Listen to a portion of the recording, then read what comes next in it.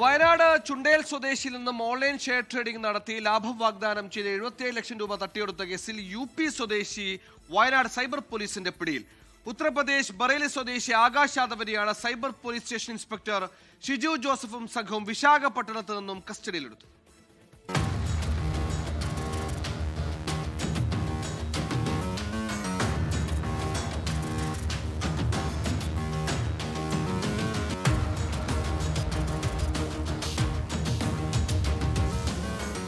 കഴിഞ്ഞ ജൂൺ മാസത്തിലാണ് തട്ടിപ്പിന്റെ തുടക്കം.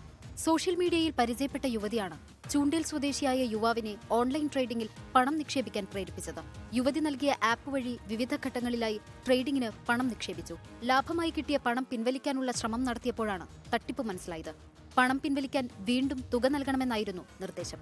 സൈബർ ക്രൈം പോർട്ടലിൽ പരാതി രജിസ്റ്റർ ചെയ്തതിനെ തുടർന്ന് വയനാട് സൈബർ പോലീസ് അന്വേഷണം തുടങ്ങി.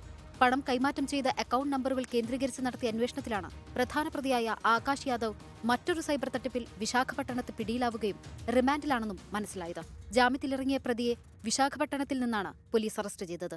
ഈ കേസുമായി ബന്ധപ്പെട്ട് നേരത്തെ ഹരിയാന സ്വദേശിയെ അറസ്റ്റ് ചെയ്തിരുന്നു. ഡൽഹി കേന്ദ്രീകരിച്ചുള്ള തട്ടിപ്പ് സംഘത്തിന്റെ കണ്ണിയാണ് ഇയാളെന്ന് അന്വേഷണത്തിൽ വ്യക്തമായിട്ടുണ്ട്. സൈബർ സ്റ്റേഷനിലെ SI മുസ്തഫ, SCPO ജോജി ലൂക്ക, സലാം KA, CPOമാരായ അനീസ്, ഷൈജൽ, ലിൻരാജ്, പ്രവീൺ എന്നിവരും ഇയാളെ അറസ്റ്റ് ചെയ്ത സംഘത്തിലുണ്ടായിരുന്നു. കൽപ്പറ്റ കോടതിയിൽ ഹാജരാക്കിയ പ്രതിയെ റിമാൻഡ് ചെയ്തു. 24 വയനാട്. ലോകത്തെവിടെയായാലും ഏത് സമയത്തും 24 വാർത്തകളും ഓഗ്മെന്റഡ് റിയാലിറ്റി പാക്കേജുകളും എക്സ്പ്ലെയിനറുകളും വിശദമായി കാണാൻ ഞങ്ങളുടെ YouTube ചാനൽ നിങ്ങൾക്ക് സബ്സ്ക്രൈബ് ചെയ്യാം.